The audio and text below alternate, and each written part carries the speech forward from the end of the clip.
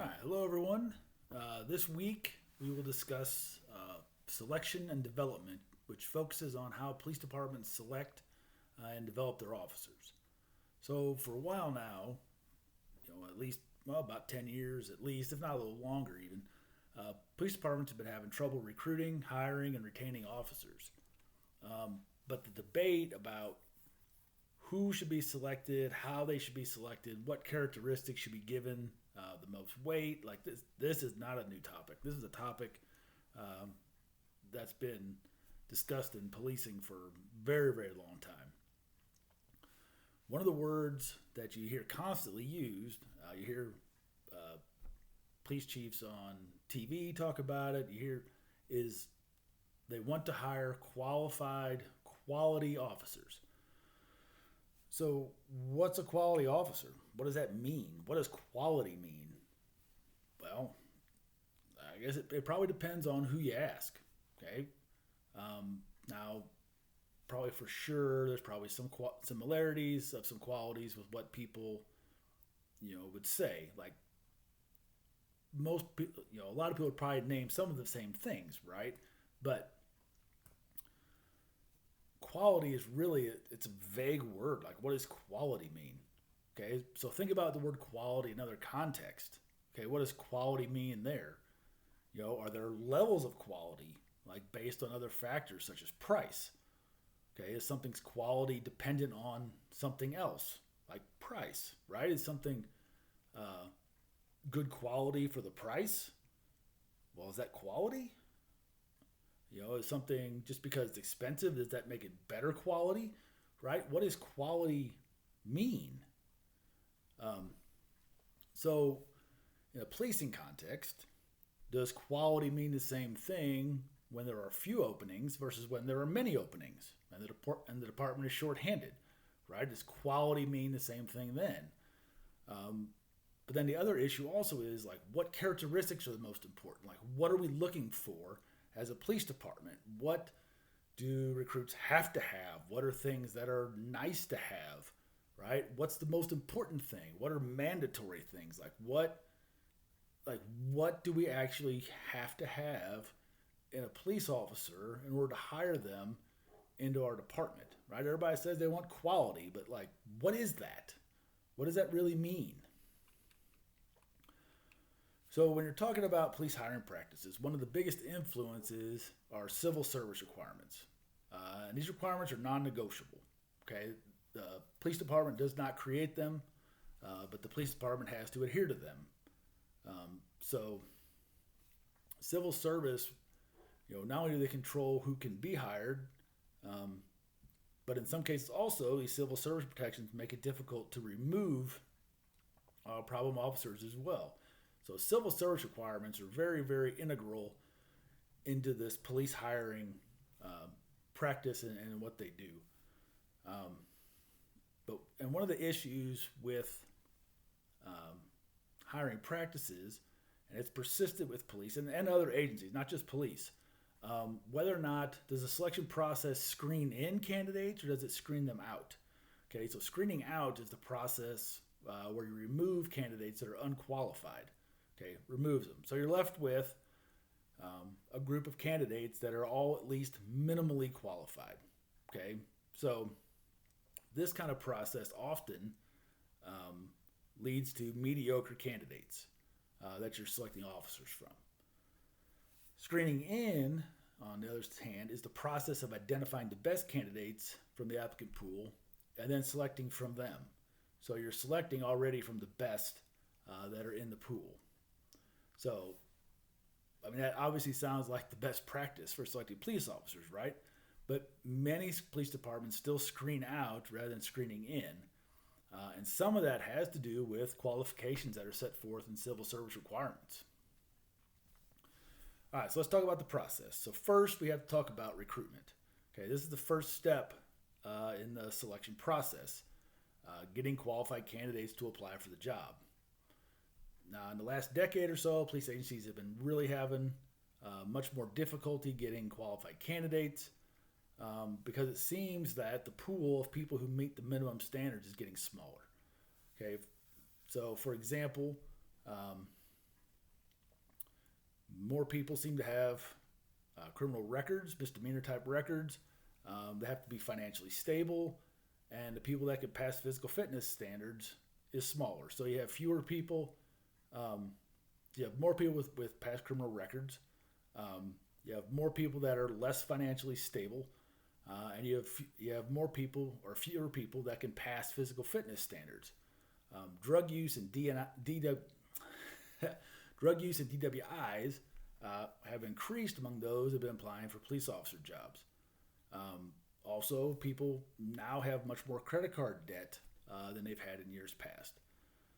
So this whole kind of how much debt is too much debt, right? That's very subjective, right? This doesn't mean you cannot have debt, but the belief is that the higher levels of debt that people have, it makes them more prone to corruption, doing things like stealing money to pay those debts. Obesity in America has increased, and that's across the board, not just people trying to apply for a police officer job, but obesity in America has really been increasing over the last 10, 20 years. Another trend is that young people don't want to work within the environment that the police have to operate. They want rapid advancement, and that's not common in the police force. They want a greater work-life balance, which, my gosh, that's understandable, right? But that's not this work-life balance that people want. It's not as common in policing because you have to have 24/7 coverage. So you have people, you have to work overnights, you have to work weird hours, right? You have to work holidays, you have to work all those kind of things, and more people are less willing, it seems, to do that. So if you're trying to get qualified people to apply for your job, how do you recruit? How do the police recruit people? So the three main ways they've kind of traditionally done this is newspaper ads, career fairs, and advertising on the internet. Now, everyone, I think you all know, like internet advertising is the way most everybody does it now, right? They post jobs online. Police also use internships, use youth explorer programs, school resources officers to identify, potential recruits.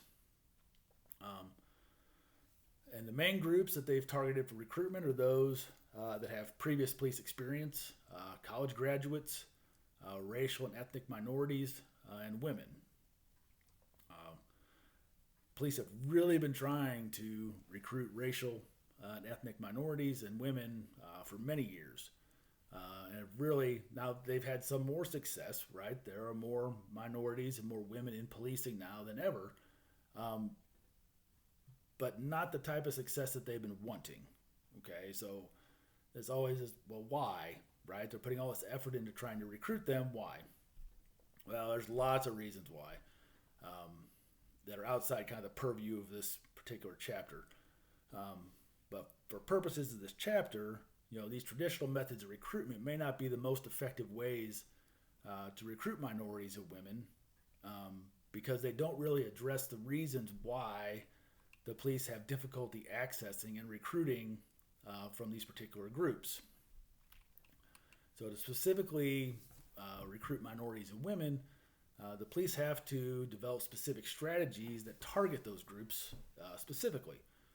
For example, the book discusses how police departments have been trying to recruit women by going to events that are female specific, such as women's trade shows, things like that.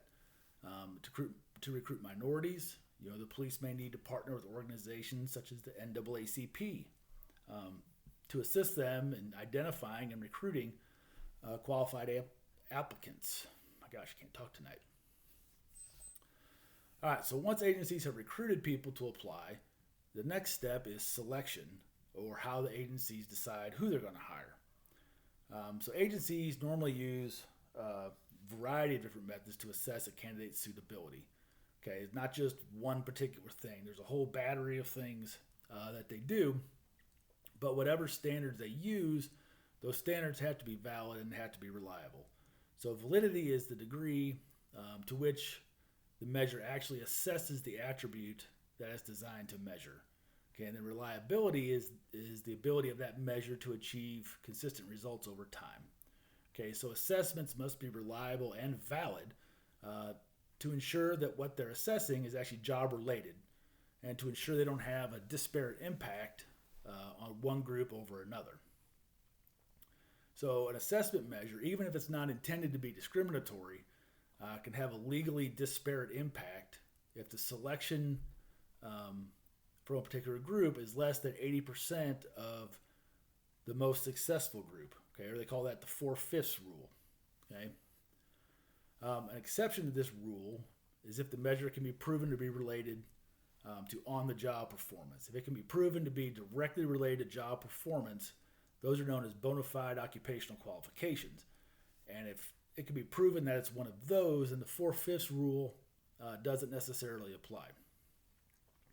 And departments can do things to develop appropriate measures. They can do job task analysis, and these analyses, they identify the knowledge, the skills, and abilities that are required for the on-the-job behaviors. All right, so the first part of the selection process are the pre-employment standards. Things like age, height and weight, vision, physical agility and strength, residency requirements, and education levels. Okay, so these kind of requirements really vary from department to department. But things like height and weight requirements have pretty much been eliminated because they've been found to be discriminatory and not directly related to job performance. Okay, physical agility and strength requirements are also somewhat controversial. No one disagrees that police officers should not be in good shape, but our physical agility and strength requirements actually bona fide occupational qualifications. So going back to this kind of height and weight and physical agility and strength. So when I was a conservation officer, the first county that I was assigned to, there was another agent that was there, and he was a former college football player that played offensive line. Okay, he was a really big dude, and he was in really good shape, but he probably would not have met height and weight requirements if they had been in place because he would have been too heavy. Okay, so for how tall he was, he would have been too heavy for what the height and weight requirement would have been. But as far as physical agility and strength, like he could have passed all those things. Okay, so these height and weight requirements have pretty much been done away with because they haven't been proven to really mean anything. All right, so the next category is in general suitability. This includes things like background investigations, polygraphs, psychological condition, medical condition examinations, so things of that nature. So the background investigation is actually one of the most important steps in the selection process.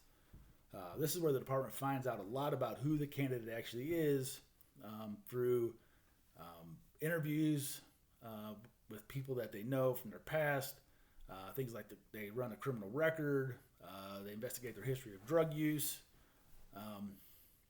So police departments police departments disqualify people with felony convictions. But there's quite a bit of debate regarding misdemeanors. Should they be allowed? Should some be allowed? What kind of misdemeanors should be allowed? Right? Because maybe all misdemeanors are not created equally. How long ago, if they did something in their past, how long ago does it still matter? And there's a lot of debate about that right now. Drug use is another controversial aspect. How long ago is too soon if they've used drugs? Are some drugs automatic disqualifiers and other ones not? What about these new marijuana laws? Now that marijuana is legal in places. But the courts have found requirements related to drug use to be directly job related. Okay, so the drug laws and the criminal history discussion, like that has changed a lot from when I was hired. I was hired in 1999, so it's been a while. But things have really changed in this aspect from then until now. It's much more stringent back then than kind of where it's going at this point. All right, polygraph. So the polygraph is a lie detector. But that's used mainly just to check the information on the background investigation and determine whether the applicant lied about inappropriate behavior on the application, right? You know, applications always ask you, have you ever been convicted of this, or have you done this, or, you know, those types of things. So they use the polygraph to check those things. Now, polygraphs are certainly not foolproof. There can be false positives, there can be false negatives, and it's unreliable enough that some places have actually made it illegal for the police to use these. Another issue you run into with polygraphs is that sometimes agencies ask questions that are not job related. They ask them things that really they're not allowed to ask during a hiring process. All right, so psychological tests are another test that they often run, and these are also somewhat controversial. But psychological exams have pretty much become common practice. Okay, and they could be written tests, they could be oral, or they could be a combination of both. The most common is the written. But much of the controversy is not so much that should police departments test someone's psychological fitness prior to hiring them. Like, everyone agrees that they should. The controversy surrounds the type of tests that are being used. Okay, and if it actually does what it's intended to do. Okay, so there's a bunch of different kinds of psychological exams that can be used. Some of them are better than others. And do these tests actually test the psychological fitness of police officers like we want them to do? Okay. All right, and finally, medical testing. This is standard. Everyone must have a medical exam, to make sure there aren't any issues, that make a candidate unfit for police work. Okay. They also use other methods, things like written exams and interviews. Traditionally, police recruits will take a written civil service exam, which is usually some kind of intelligence type test. But the applicability of these tests to the police job have been questioned. There's been a lot of discussion about whether or not these tests actually, do what they're supposed to do, because they found that education level, right, and a lot of these departments have educational requirements, actually have more to do with how well people score on the test rather than actual intelligence level. And some of the tests have been found to have disparate impact on certain groups of recruits. One study found that one of the biggest predictors of academy success was a reading test score. What level of literacy does this recruit have? That had a bigger impact on how well they're going to do in the academy than some of these other things. Also found that work experience outside of law enforcement was another important predictor of academy success. So there's studies out there that kind of question some of the things that the police do as part of this hiring process, and maybe suggest it might be something different that could be done that may be more effective in selecting officers that will do well in the academy. So, kind of in summary, there's controversy about a lot of these aspects of what they use in the police selection process. And this is not a short process. Like, this is a long process. When I was hired, it took 6 months to work my way through all the steps that it would take before I was actually hired. But I digress. So another important part are interviews. Okay, that's common for pretty much any job, and these allow police representatives to interact with candidates directly, right, and clear up any inconsistencies, talk to them, they can measure verbal skills, measure the recruit's confidence, their decision making. Like, they can do all those things through this oral interview. But of course, interview performance is subjective, right? And that can lead to some controversy, because usually you have a panel of people that sit on these interviews, and each person will rank or score the person on their interview. And often those scores are quite different. Okay, so interview performance is subjective. But one of the most important things to this whole process is making sure the departments adhere and comply with the Americans with Disabilities Act. All right, so this whole process, I've listed a bunch of things. So, as you would probably guess, to put recruits through all these tests and all these things. That's expensive. Okay, it's expensive to run them through this process. So they organize the process from the least expensive assessment to the most expensive. All right, so that way the jurisdiction isn't wasting a bunch of money on unfit candidates, right? So the least expensive stuff is used at the beginning, and then as people progress and the pool narrows, then the tests that cost more money are put into place. All right, so that's recruitment, okay, and selection. All right, so then once they're selected, now it's time to develop them, okay? And this process begins with training, okay? Generally through a police academy, where the program is determined through a state standards organization that sets the standards for what the police have to do. Oftentimes, that's police officer standards in training or post. Some states don't use post, but a lot of them do. So they provide minimum standards, and then agencies can add more after that if they desire. So post says this is what you have to have. You have to have this many hours of this and this many hours of this. And then once you meet that, then academies can add more stuff if they want at that point. So historically, these academies were paramilitary in nature, were known as what's called stress-based training. Okay, where the whole time is, stress is applied to the recruits, intellectual and physical demands in a highly structured environment. Okay, and a lot of them are still that way, but there has been some movement toward what they call non-stressful training, where it's much more academic, kind of more of a, if you want to call it like a college type environment, rather than a boot camp style. And even though this kind of stressful environment has a long history, there's really not much evidence that suggests that it better prepares recruits than does a non-stressful environment.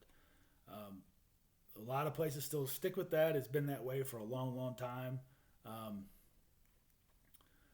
But there's really no evidence that suggests that the stressful environment is better. And in fact, there's been some thought that this non-stressful environment may actually have positive benefits for officers that operate in a community policing environment, because that's a different kind of environment, right? And maybe this non-stressful, more academic type of environment will have positive effects. Another debate within the training academy world is that should it be training or should it be education or should it be some combination of the both? Okay, so training is teaching someone how to do a job and providing them the relevant information about how to do that job. Okay, education is providing more of a body of knowledge that can then be the basis for decision making. Okay, things like theories, stuff like that the person would then take that information and then use that information to help them make decisions. Okay. Now, much of what happens in law enforcement academies are based on training rather than education, which some of that has to occur in an academy. Like there has got to be some training aspects of the academy. It cannot just all be education. But police must also be able to learn how to make good decisions, and have a bigger body of education can definitely assist in this. Okay, so this is one of the basic arguments for requiring higher education for police recruits. There's also debate about what kind of teaching methods should be used. Academies commonly use pedagogical, I have a hard time saying that word, methods, which is it's a one-way transfer of knowledge. Okay, and they have andragogical method, which may be more appropriate because it's two-way knowledge transfer. Okay, so often it's a one-way where the instructors are giving knowledge to the recruits, where if you have two-way, this is a more common approach with adults where you could have back and forth communication about knowledge, which that leads to more critical thinking because you're actually working through things, right? All right, so spend some time reading the sections on cognitive and problem-based learning, curriculum development. I'm not going to go into a bunch of that. this video is getting pretty long at this point. All right, so curriculum. Police curriculum must change over time. In some areas of the curriculum, there have been more changes over the last however many years. Emphasis on ethics and integrity, de-escalation of force, communication, conducted energy devices, which are tasers, more about the juveniles, more about mentally ill. Okay, and when I think back to the training that I went through in the academy, like it's very, very different now. Even just simply like Homeland Security. I went through 99. In 99, I was, pre 9/11. We had almost no training in Homeland Security and terrorism, extremism. Like we had almost nothing. We learned almost nothing about any of that. We did have some ethics, training.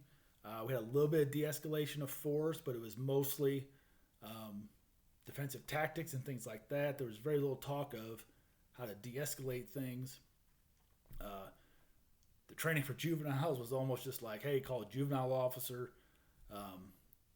Very little training about how to deal with mentally ill people.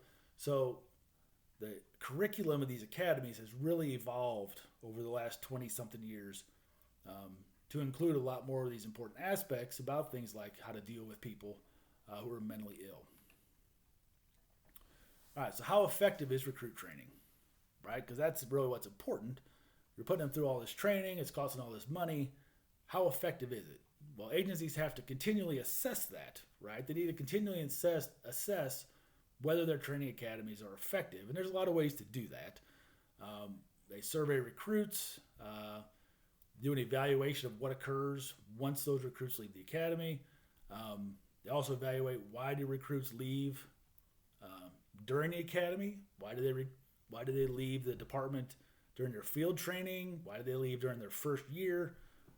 Is there some disconnect between the training and what's happening in the field? Like, where are the problem areas that we're facing? And one that has been kind of a common kind of thing over time is that maybe the academy doesn't actually prepare recruits for what they're actually going to face in the field or how they're going to actually have to do things. The academy also may not actually reflect the culture of the department. Okay, so when you're talking about manager's culture versus street cop culture, right, it may not reflect the culture of the department from what they learned in the academy. All right, so if they make it through the academy, the next step is then field training. So during this time, the new officer is paired with an experienced officer who acts as a mentor. So the role of the field training officer, or they call them FTOs, is extremely important because then they then guide the recruit through their first experiences with the field, their first experience with dealing with people, dealing with calls, all those sorts of things. The FTO is there to mentor them in how they do that. Now, the FTO program really varies by departments, but most departments utilize some type of FTO type program. And again, one of the issues is always making sure that what is being measured actually reflects what the department wants to measure, okay? Because of some issues with FTOs, there's another version that has come around. It's called the police training officer, which varies from traditional FTO. The PTO method is an additional 15 weeks of curriculum that's chunked up into 5 phases. And it's a scenario and problem-based curriculum where recruits work through problems and scenarios that are presented them rather than going out in the field and just watching a field training officer handle situations.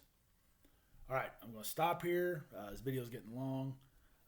Be sure to read the section on career growth. Be sure to read the chapter in the book. Make sure you complete your assignments for this week. And as always, please let me know if you have questions.